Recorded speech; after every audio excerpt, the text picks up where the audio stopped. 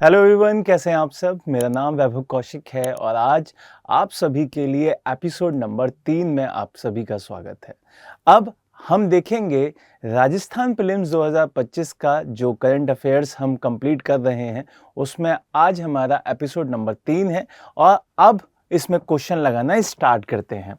चलिए, सबसे पहले आपको देखना है कि जनवरी 2024 को आयोजित सांभर उत्सव का उद्घाटन किसने किया है। आपको ये आंसर बताना है कि जो सांभर उत्सव मनाया जाता है आपके राजस्थान में, उसका इनॉग्रेशन उद्घाटन किसके द्वारा किया गया है। तो भजनलाल शर्मा जी के द्वारा, दिया कुमारी के द्वारा, प्रेमचंद के द्वारा, राजवर्धन सिंह राठौर के द्वारा, या आपका ऑप्शन नंबर 5। तो इस तरीके के क्वेश्चन में आपको ध्यान देना होगा कि ये जब इस तरीके के क्वेश्चन आते हैं तो बहुत इंपॉर्टेंट हो जाते हैं। तो इसमें आपका ऑप्शन नंबर बी, दिया कुमारी, सही आंसर होगा। ये हमारे राजस्थान की क्या है, ये हमारे राजस्थान की डिप्टी सीएम है। दूसरा, इसके साथ साथ ये पर्यटन मंत्री भी हैं। क्या है, ये पर्यटन मंत्री भी हैं। तो इन्होंने ही क्या किया है, सांभर उत्सव का उद्घाटन किया है। तो आंसर नंबर बी इसका सही होगा। दूसरा, आपको इस नाम के साथ साथ ये भी ध्यान रखना है जो आपका सांभर उत्सव है वो कहाँ पे मनाया जाता है। वो मनाया जाता है आपके जयपुर में। और जयपुर में क्यों मनाया जाता है, क्योंकि ये इसी झील के किनारे मनाया जाता है जिसका नाम क्या है, जिसका नाम है सांभर झील। ठीक है, तो ये चीज आपको ध्यान रखनी है कि ये सांभर झील के पास ही मनाया जाता है। अब अगर इस एरिया की बात करें, क्योंकि एक क्वेश्चन से हम कई डायमेंशंस को टच करेंगे। अब इस झील की बात करें तो इसमें 6 नदियां आके मिलती हैं, जिनमें से 2-3 नदियां बहुत इंपॉर्टेंट हैं, बहुत ही ज्यादा आप सभी की नजर में होनी चाहिए। जैसे आपका मेड़ता रिवर बहुत इंपॉर्टेंट है, ये कई बार पूछी जाती है कि ये कहाँ पे है, तो इसका आपको पता होना चाहिए। एक मंथा हुई, मंथा, ये बहुत इंपॉर्टेंट है। तो ये 2-3 रिवर आपको पता होनी चाहिए। दूसरा, यहाँ पे एक टेंपल भी है जिसका आपको पता होना चाहिए और उसका नाम है शाकंभरी शक्तिपीठ। ठीक है, तो ये भी इसी के पास है, तो ये भी पता होना चाहिए, ये भी बहुत इंपॉर्टेंट है, पूछा जाता है। क्लियर है ये। तो इस तरीके से आपको इस एक न्यूज से कई पॉइंट्स क्लियर हो गए होंगे। चलिए अगले क्वेश्चन पे चलते हैं। अगला क्वेश्चन क्या है, अगला क्वेश्चन है राजस्थान के कौन से जिले को प्रधानमंत्री जनजाति आदिवासी न्याय महाअभियान पीएम जनमत के तहत लाभ प्राप्त हुआ है। तो जब यहां पे इस तरीके की पीएम से जुड़ी हुई किसी स्कीम के तहत कोई अवार्ड हुआ या उसका नाम जुड़ के आता है तो अपने आप में वो इंपॉर्टेंट क्वेश्चन हो जाता है। तो यहाँ पे जालौर, कोटा, बांदा, आपका भीलवाड़ा, या ऑप्शन नंबर 5। तो यहाँ पे सही आंसर है आपका सी, ऑप्शन 12। और ये कहाँ पे है ये भी आपको याद रखना है। ये आपके कोटा के साथ और झालावाड़ के साथ ये बॉर्डर टच करता है और ये आपको क्या मिलेगा, ये आपका बाला दिखाई देगा। ठीक है, तो आपको इसकी लोकेशन भी पता होनी चाहिए। तीसरा ऑप्शन इसका सही आंसर है और इसी को हमें याद रखना है कि भाई 12 जिले को प्रधानमंत्री जनजाति आदिवासी जो न्याय महाअभियान पीएम जन के तहत यहां पे जो लाभ है वो मिल रहा है। क्लियर है ये चीज। चलिए आगे चलते हैं। अगला क्वेश्चन बहुत इंपॉर्टेंट है, ये आने की संभावनाएं बहुत ज्यादा हो जाती हैं। द्रोणाचार्य पुरस्कार प्राप्त करने वाले महावीर प्रसाद सैनी, क्या नाम है भाई, महावीर प्रसाद सैनी का संबंध किस जिले से है। इन्होंने खेल नहीं पूछा, इन्होंने कुछ नहीं पूछा, इन्होंने क्या पूछ लिया कि भाई राजस्थान से वो किस जिले से आते हैं, उस जिले का नाम बताओ। तो महावीर प्रसाद सैनी जी अपने आप में इंपॉर्टेंट पर्सनालिटी हो गए, उनका जिला इंपॉर्टेंट हो गया, सीकर, बीकानेर, झुंझुनू, श्री गंगानगर, या आपका ऑप्शन नंबर 5। तो आपको यह पता होना चाहिए कि पहली बात तो Mahavir Prasad Saini ji para athlete coach हैं, ये आपको पता होना चाहिए। ठीक है, तो इनको इसी वजह से क्या मिला है, द्रोणाचार्य अवार्ड मिला है। और ये कहां से आते हैं, ये आते हैं आपके श्री गंगानगर से। आपका चौथा ऑप्शन यहां पे सही हो जाता है। और ये कौन है, आपके महावीर जी हैं और इन्हीं को द्रोणाचार्य अवार्ड मिला है। क्लियर है ये चीज। चलिए अब यहां से आगे बढ़ते हैं। अगला क्वेश्चन है, राजस्थान की नवनिर्वाचित भजनलाल शर्मा जी की सरकार ने पूर्व में संचालित इंदिरा रसोई योजना का नाम बदल के क्या रख दिया है। एक स्कीम चलती थी जिसका नाम है इंदिरा रसोई योजना, अब उसका नाम बदल दिया है इस गवर्नमेंट ने। और नाम क्या रख दिया है, वाजपेयी रसोई योजना, आयुष्मान रसोई योजना, श्री अन्नपूर्णा रसोई, श्री राम रसोई, या ऑप्शन नंबर 5। जल्दी से बताएं। तो आपको इस तरीके के जब नाम बदले जाते हैं किसी योजना के, तो वो आपके एग्जाम के लिए इंपॉर्टेंट हो जाते हैं। तो इंदिरा रसोई योजना का नाम भाई बदल दिया है। और नाम क्या रख दिया है, नाम रख दिया है श्री अन्नपूर्णा रसोई योजना। क्लियर है ये बात। तो ये चीज आपको ध्यान रखनी है। दूसरा, इंदिरा रसोई योजना की अगर बात कर लेते हैं यहीं से, तो ये 2020 में स्टार्ट की गई थी।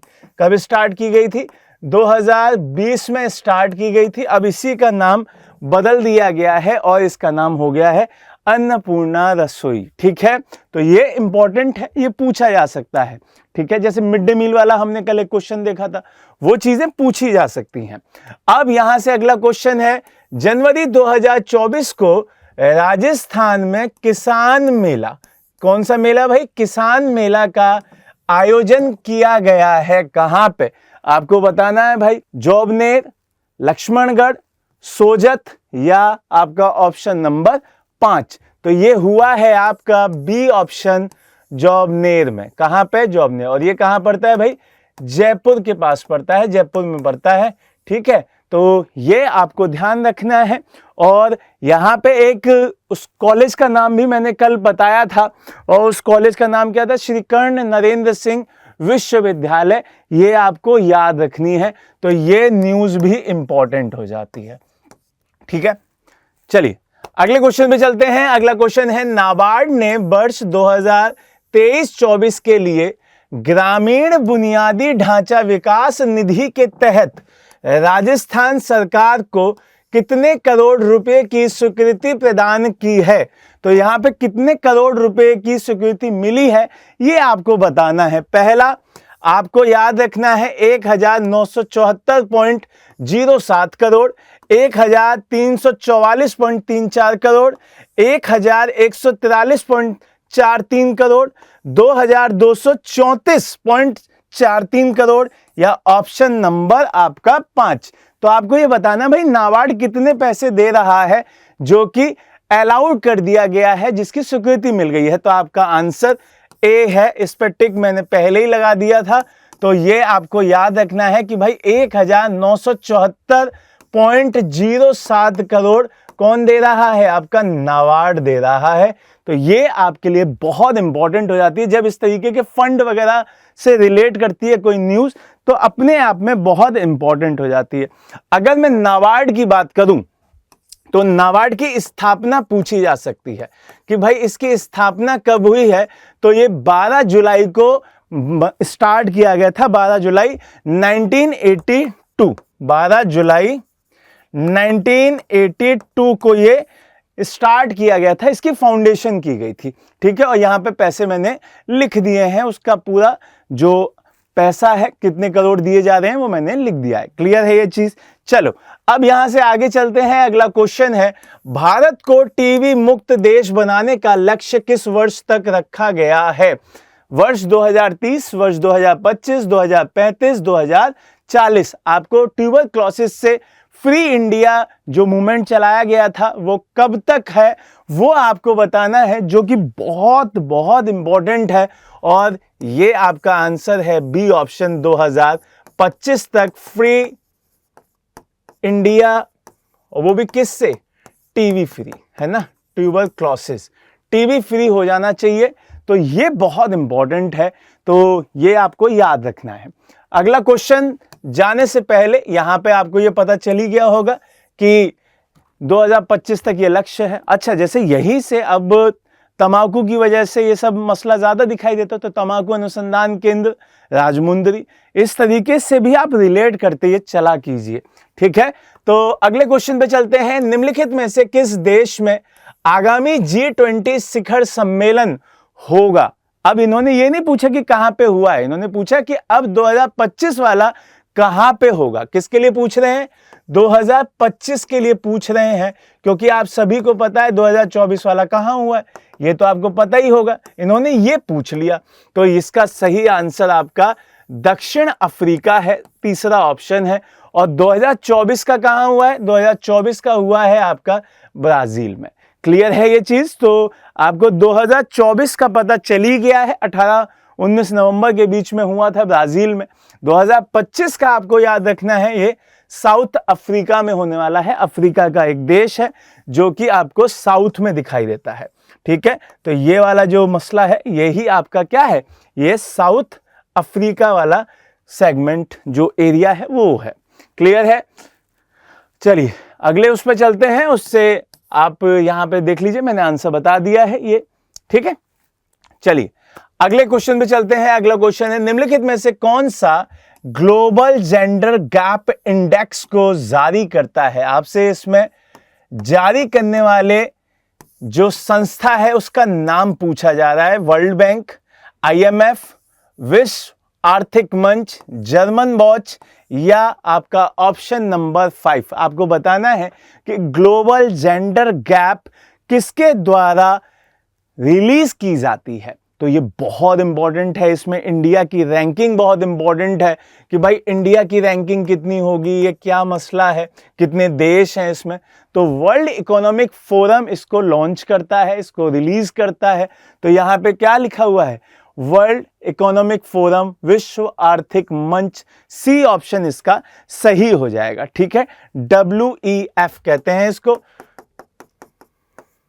ठीक है, तो ये वाला नहीं है, ये वाला नहीं है, ये नहीं है, ये नहीं है, आपका सी ऑप्शन इसका सही है, वर्ल्ड इकोनॉमिक फोरम। अब यहां से आगे बढ़े तो आपको ये पता चलेगा कि भाई इंडिया भी तो इसमें आता होगा।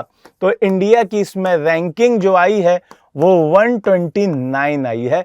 ये आपसे पूछा जा सकता है, ये आपसे बहुत बार पेपरों में पूछा भी गया है। और टोटल कंट्रीज कितने हैं भाई?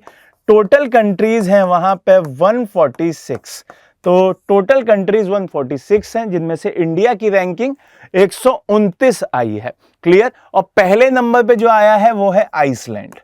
कौन सा है? आइसलैंड है वो देश। तो ये आपको याद रखना है। क्लियर है ये चीज?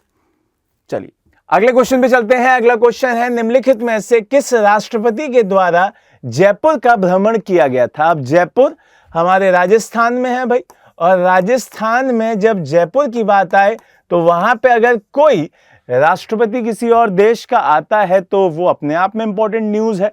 तो आपको बताना है Emmanuel Macron, Gabriel Attal, Francois Hollande, Marine Le Pen, या ऑप्शन नंबर 5। तो आपको याद रखना है एमुनेल यहां पे आए थे जयपुर में, और उन्होंने बहुत ज़्यादा जयपुर घूमा, बहुत ही शानदार सी अपनी स्पीच में भी जयपुर का जिक्र किया। तो यहाँ पे जैसे ये नाम आता है तो ये पूछा जा सकता है कि भाई ये जो नाम दे दीजिएगा कि इमैनुएल मैक्रो आपके जयपुर आए थे, वो कहाँ के राष्ट्रपति थे? तो आपका आंसर होना चाहिए फ्रांस के। ठीक है, तो फ्रांस के साथ जैसे आज आप 1-2 दिन में देख भी रहे होंगे कि फ्रांस के साथ बहुत सारी रक्षा प्रणाली के साथ जुड़ी हुई न्यूज़ आपके सामने आ रही होगी। मोदी जी और फ्रांस में ये बात चल रही है कि राफेल वगैरह का जो मसला है, आप उसकी डील को लेके, बहुत इंपॉर्टेंट देश है फ्रांस। ठीक है, तो ये आपको ध्यान रखना है। आगे चलते हैं, और उस पर चलने से पहले आपको ये दिखाई दे रहा होगा कि ये जो व्यक्ति विशेष हैं यही हैं हमारे फ्रांस के राष्ट्रपति। क्लियर? तो अब इस पूरे सेगमेंट को, आज की क्लास को ख़त्म करते हैं। ये क्वेश्चंस बहुत इंपॉर्टेंट हैं आपके राजस्थान के लिए भी और अन्य PCS एग्जाम्स के लिए भी, तो इनको बढ़िया से लगाइए, इनके नोट्स बनाइए। उम्मीद करता हूं कि इसमें आपको एग्जाम में बहुत फ़ायदा मिलेगा। जय हिंद, जय भारत।